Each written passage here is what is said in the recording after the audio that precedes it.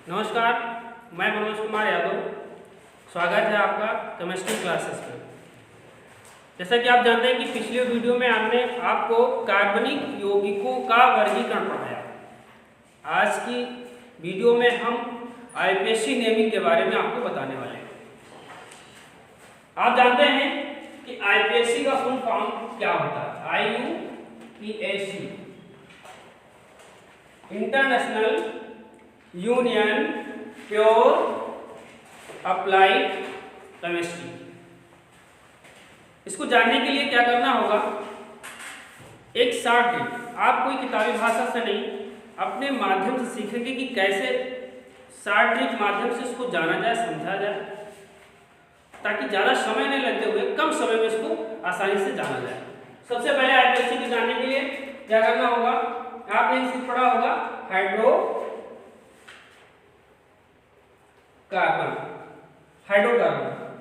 Hydrocarbon का मतलब होता है कि जिसमें हाइड्रोजन प्लस कार्बन, पाया जाता है, कि जिनका निर्माण हाइड्रोजन और कार्बन से होता है, उसे हम हाइड्रोकार्बन कहते हैं। और हाइड्रोकार्बन दो प्रकार के होते हैं, एक सैचुरेटेड हाइड्रोकार्बन होता है और एक अनसैचुरेटेड हाइड्रोकार्बन होता है। तो इसके बाद आपको देखना क्या है कि कार्बन यानी कार्बनिक रसायन में आप जैसे पढ़ रहे हैं, तो इसमें आपको कार्बन की स्थिति के बारे में पता होना चाहिए। पहले स्थिति देखिएगा, कार्बन की स्थिति कैसी हो सकती है। यदि एक चीज एक बॉन्ड नंबर और एक होगा आपका Fg।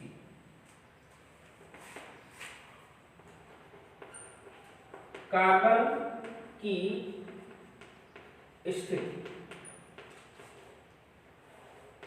स्थिति, पहला पॉइंट है कार्बन किन किन रूप में पाया जा सकता है, कैसे होगा कार्बन, ये कार्बन की विशेषता क्या होती है। तो सबसे पहले देखिए कार्बन क्या होगा। सबसे पहले सिंगल बॉन्ड के रूप में पाया जा सकता है, ऐसे ओपन चेन के रूप में। दूसरा पॉइंट इसका होगा कार्बन सिंगल और डबल के रूप में भी पाया जा सकता है। तीसरा पॉइंट इसका होगा कार्बन और कार्बन के बीच में ट्रिपल बॉन्ड भी पाया जा सकता है। चौथा इसका पॉइंट बनेगा कि कार्बन साइक्लोफॉर्म भी बना सकता है, ये इसकी विशेषता। तो आप थोड़ा और जानिएगा कि इसको जानने से पहले इसमें क्या होता है कि मैथ एक प्रोप्यूट पेंट हेक्स हेप्ट आर्क नॉन डेक। अगर और आपको जानना है तो वन डेक, इसको पढ़ने की घेराव लिखो, वन डेक, दो डेक, ट्राइडेक। ट्राइडेक के बाद अगर और आपको जाना है तो 14 नंबर जो होगा वो आपका हो जाएगा टेट्राडेक। क्या हो जाएगा? टेट्राडेक। और इसके बाद पेंटाडेक, हेक्साडेक, और इसके बाद हेप्टाडेक, ऑक्टाडेक, मोनाडेक और यूसिस, है ना। तो इस तरीके से आप कार्बन को गिनने का तरीका आपको पता हो जाएगा। तो यदि मान लीजिए कार्बन की स्थिति पहले के समान है कि फर्स्ट वाली, इस तरीके से अगर कार्बन की संख्या कितनी है, मान लीजिए कि कार्बन की संख्या कितनी हो? 1। कितनी हो? 1। तो क्या लिखोगे बेटा इसमें? मैथ। क्या लिखोगे? मैथ लिखोगे। और मान लीजिए 2 है या 3 है या 4 है या आपके पास क्या है 5 है या उससे ज्यादा है, 5, 6, 7 या 8 भी हो सकती है। तो एक कार्बन के लिए आप काउंटिंग करोगे तो उसमें क्या लिखोगे? मैथ। 2 कार्बन है तो उसके क्या लिखोगे? 8। फिर लिखोगे प्रोप, फिर क्या लिखोगे? ब्यूट, फिर क्या लिखोगे? पेंट। तो मैथ, एक, प्रोप, ब्यूट, पेंट, ये चीजें आप यहां से क्लियर हो जाएगी। अब देखिएगा कि मैथ, एक, prop, but, pent, hex, hept, oct, non, dec, undec, dodec, tridec, जो भी हो उसको पढ़ने के लिए ये सब जानना और इसके बाद अगला पॉइंट आता है बॉन्ड नंबर, कि इसमें कार्बन और कार्बन के बीच में कितने बॉन्ड हैं और कितने बॉन्ड से वो जोड़ करके बनाया गया। तो जैसे मान लीजिए हमने अभी आपको बताया कि हाइड्रोकार्बन क्या होता है, दो तरीके से होता है। एक होता है सैचुरेटेड हाइड्रोकार्बन और एक होता है अनसैचुरेटेड हाइड्रोकार्बन। तो सैचुरेटेड हाइड्रोकार्बन जैसे हमने बताया कि जिसमें सिंगल बॉन्ड होता है, कार्बन और कार्बन के बीच में क्या होगा, सिंगल बॉन्ड होगा। तो मान लीजिए कि जैसे कार्बन और कार्बन के बीच में सिंगल बॉन्ड है या डबल बॉन्ड है या ट्रिपल बॉन्ड है, तो एक स्थिति आप जानिएगा कि यदि क्या हो, यदि सिंगल बॉन्ड है तो उसके लिए क्या लगाएंगे, एन। क्या लगाओगे, एन। अगर डबल बॉन्ड है तो उसके लिए क्या लगाओगे, क्या लगाओगे, इन। क्या लगाओगे, इन। अगर ट्रिपल बॉन्ड है तो लगाओगे आइन। क्या लगाओगे, आइन। ठीक है। तो अगर सिंगल बॉन्ड है तो कार्बन और कार्बन के बीच में क्या होगा, अगर सिंगल बॉन्ड है तो एन लगाओगे। तो मान लीजिए कि हमारे पास क्या है, मेथ एथ प्रो। क्या है, मेथ एथ प्रो। तो यहां पर क्या लगाओगे, यहां लिखोगे बेटा, क्या लिखोगे, प्रो। आपको हिंदी शब्द बिल्कुल यूज नहीं करना है, आपको इंग्लिश वर्ड यूज करना है। तो प्रो, प्रो धन क्या हो जाएगा, सिंगल बॉन्ड प्रत्येक कार्बन के बीच में है तो क्या लगाओगे, एन। क्या लगाओगे, एन। तो क्या हो जाएगा, प्रोपेन। या फर्स्ट कार्बन शुरू करोगे तो methane, ethane, propane, butane, pentane, hexane, है ना। इस तरीके से आप सिंगल बॉन्ड वाले जितने भी कार्बन होंगे उनके अंत में एन जोड़ करके आप उनका नोमेनक्लेचर कर सकते हैं, नामकरण कर सकते हैं। यदि मान लीजिए कार्बन और कार्बन के बीच में डबल बॉन्ड आ जाए, जैसे ये वाला देखिएगा, तो मेथ एथ प्रोप है, यहाँ कार्बन कितने हैं, 1 2 3, तो यहाँ क्या लिखोगे, प्रो। क्या लिखोगे बेटा, प्रो। अब इसमें डबल बॉन्ड है तो डबल बॉन्ड यदि होगा तो प्रो धन इन, यानी कि यहाँ क्या लगाओगे, इन। तो क्या हो जाएगा, प्रोपीन। क्या हो जाएगा, प्रोपीन। यदि कार्बन और कार्बन के बीच में कहीं क्या हो कि ट्रिपल बॉन्ड है, क्या आ जाए, ट्रिपल बॉन्ड है। तो जैसे मान लीजिए ये देखिए, तो ये कार्बन और कार्बन के बीच में स्थिति आ जाए, तो मेथ एथ प्रो, यहाँ क्या लिखोगे, प्रो धन आइन बराबर क्या हो जाएगा, प्रोपाइन। क्या हो जाएगा, प्रोपाइन। तो इस तरीके से आपको पता चल गया होगा कि यदि हम एक कार्बन की स्थिति या उसके बॉन्ड को देख करके हम उसकी काउंटिंग करें, तो काउंटिंग करने के बाद बॉन्ड को देखें और बॉन्ड को देखने के बाद क्या होगा कि उसको आराम से उसका जो है नोमेनक्लेचर हम दो हद तक पहचान सकते हैं। अब अगला पॉइंट आता है आपका फंक्शनल ग्रुप का।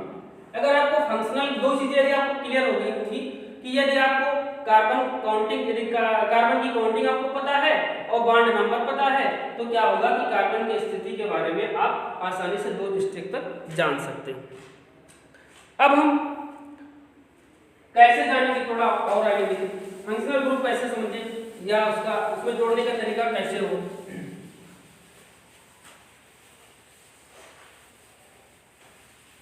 फंक्शनल ग्रुप क्या होता है, फंक्शनल ग्रुप जिसको कहते हैं क्रियात्मक समूह।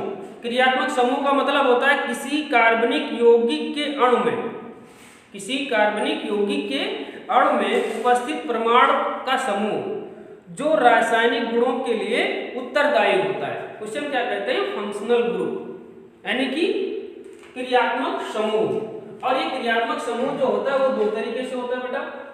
ये फंक्शनल ग्रुप आपका जो है, फंक्शनल ग्रुप आपका 2 तरीके से होता है। मान लीजिए कि एक क्या होगा, एक फंक्शनल ग्रुप जो होगा वो होगा मोनो फंक्शनल ग्रुप,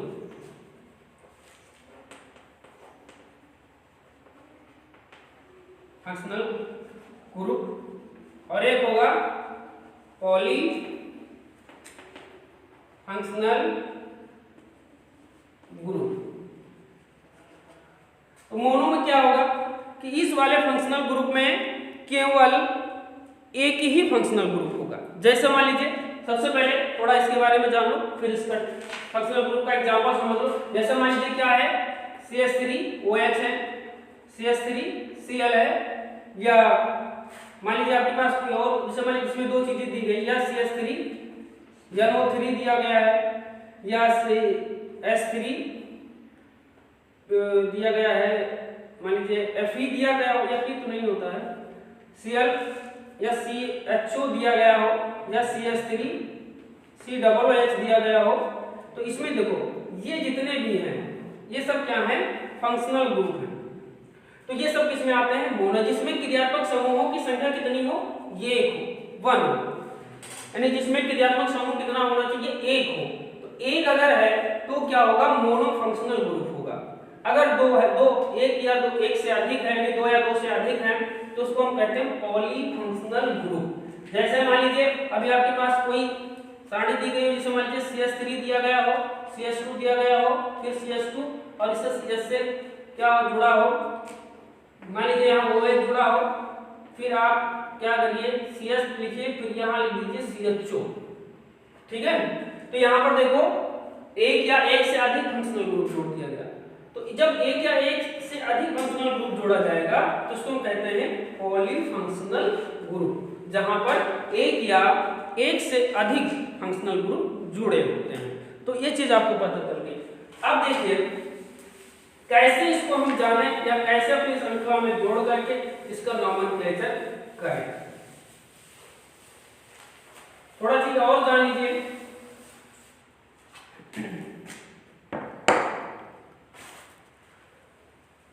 अगला पॉइंट ये है कि कार्बन चेन को गिनने का तरीका क्या होता है।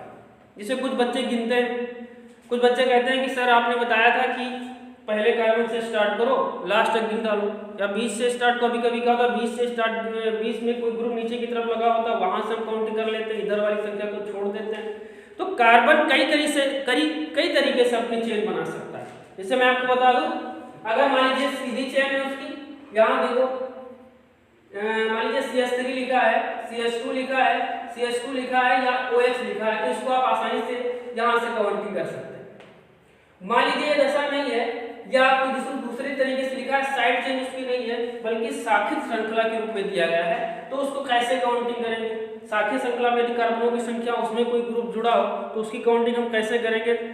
तो अगर गिनने का तरीका हमें पता हो तो हम आसानी से IPSC समझ सकते हैं, या फंक्शनल ग्रुप ऐड हो तो उसको हम गिन सकते हैं। जैसे मान लीजिए अभी लिखा हो CH3 CH2, फिर सिंगल बॉन्ड CH2OH। तो चलो बताओ इसका आप किधर से काउंटिंग शुरू करेंगे, जिधर फंक्शनल ग्रुप नजदीक होगा। जिधर फंक्शनल ग्रुप क्या होगा, नजदीक होगा। तो भाई इधर देखो OH लगा हुआ है ना, ये क्या है OH, तो इधर से काउंटिंग शुरू करेंगे 1 2 3, यानी कि 1 2 3। तो ये देखिए क्या बना, ये क्या नाम हो जाएगा इसका, मेथ एक प्रोप है ना, क्या हो जाएगा प्रोप। अभी देखो आपने काउंटिंग की थी ना, तो मेथ एक प्रोप, ये प्रोप हो जाएगा। OH के लिए क्या लगाते हैं हम, आल, क्या लगाते हैं आल, बिल्कुल क्या लगाते हैं, तो यहां लिखोगे आल, आल, तो ये क्या हो जाएगा प्रोपेनॉल, क्या हो जाएगा प्रोपेनॉल, ठीक है। यदि मान लो कभी कभी ग्रुप भी दिया होता है, डबल बॉन्ड भी दिया होता है और ट्रिपल बॉन्ड भी दिया होता है, तब हम कैसे उसका जो है नेमिंग करें। या कभी कभी क्या होता है कि कोई आप जो है किसी की नेमिंग कर रहे होते हैं, तो जैसे अभी मान लो यहाँ पर आपने देखा क्या लिखा, प्रोपेनॉल लिखा। अब यहाँ प्रोपेन है ना, क्या था इसका, पहले अगर इसको हम ऐसे लिखेंगे तो क्या लिखेंगे प्रोपेन, क्या लिखेंगे प्रोपेन, ई आया आपका है ना, और यहाँ क्या आया आल, क्या आया आल, ऐसे। तो इसमें एक रीजन होता है कि अगर किसी भी ग्रुप की शुरुआत, मान लीजिए किसी भी फंक्शनल ग्रुप की शुरुआत, ठीक है, किसी भी फंक्शनल ग्रुप की शुरुआत किससे हो, ओवेल्स अक्षरों से हो, तो उसके ओवेल्स अक्षर हट जाते हैं और वहां पर क्या लगाया जाता है। मान लीजिए देखो यहाँ क्या है प्रोपेनॉल, प्रोपेनॉल है ना, तो उसकी जगह पर ये वाक्य लगाया जाता है, ठीक है। तो इस तरीके से आपको ये चीज पता होनी चाहिए कि कब फंक्शनल ग्रुप में किसमें वोवेल्स अक्षर आते हैं, किसमें नहीं आते। जैसे मान लीजिए एथेनोइक है या एथेनल है, तो इसमें ओ ए ई आई ओ यू, यानी कि जिन जो है फंक्शनल ग्रुप की शुरुआत वोवेल्स अक्षरों से होती है, वहां पर हम जो है उन अक्षरों को हटा करके दूसरे अक्षर जोड़ करके उसका नॉमेनक्लेचर कर देते हैं। तो अब देखिए, मान लीजिए कि आपके पास क्या हो, जैसे मान लीजिए यहाँ पर लिखा हो जैसे CH3 लिखा है या CH2 लिखा है, CH2 लिखा है, यहाँ पर क्या लिख दिया है CHO, ठीक है। तो जब ये लिख देंगे तो आप एक चीज तो जानते हैं, मैथ एथ प्रोप होगा, तो यहाँ लिख देंगे प्रोप। क्या लिखोगे? प्रोप। अब CHO के लिए क्या लगाते हैं? नल, है ना। क्या लगाते हैं? अल। अल, तो यहाँ लिखोगे अल, तो ये क्या हो जाएगा? प्रोपेनल हो जाएगा, नहीं हो जाएगा? तो प्रोपेनल हो जाएगा। लेकिन कंफ्यूजन वहां होगी जब फंक्शनल ग्रुप भी होगा, डबल बॉन्ड भी होगा, ट्रिपल बॉन्ड भी होगा, तो उसके लिए फार्मूला होता है कि सबसे पहले क्या होता है कि हम फंक्शनल ग्रुप, मान लीजिए किसी भी श्रृंखला में दिया हो, तो सबसे पहले हम फंक्शनल ग्रुप जिधर नजदीक होगा उधर से जो है हम काउंटिंग शुरू करेंगे। इसके बाद देखते हैं डबल बॉन्ड। अगर डबल बॉन्ड उस श्रृंखला में कहीं नजदीक जुड़ा है तो वहां से काउंटिंग शुरू करते हैं। और इसके बाद क्या देखते हैं हम? Triple bond. क्या देखते हैं? ट्रिपल बॉन्ड देखते हैं। तो इस तरीके से फंक्शनल ग्रुप के बाद डबल बॉन्ड देखते हैं, पोजीशन देखते हैं उसकी कि उसकी पोजीशन कैसे है। पोजीशन में मतलब समझ जाइएगा कि उसकी पोजीशन कैसे। अगर सबसे पहली वरीयता हम देंगे फंक्शनल ग्रुप को, फंक्शनल ग्रुप के बाद डबल बॉन्ड को देंगे और डबल बॉन्ड के बाद ट्रिपल बॉन्ड को देंगे। तो अगर फंक्शनल ग्रुप नजदीक है तो काउंटिंग उधर से ही शुरू करेंगे। अगर कहीं फंक्शनल ग्रुप नहीं है या डबल बॉन्ड दिया गया है तो जिधर डबल बॉन्ड नजदीक होगा उधर से उसकी काउंटिंग शुरू करेंगे।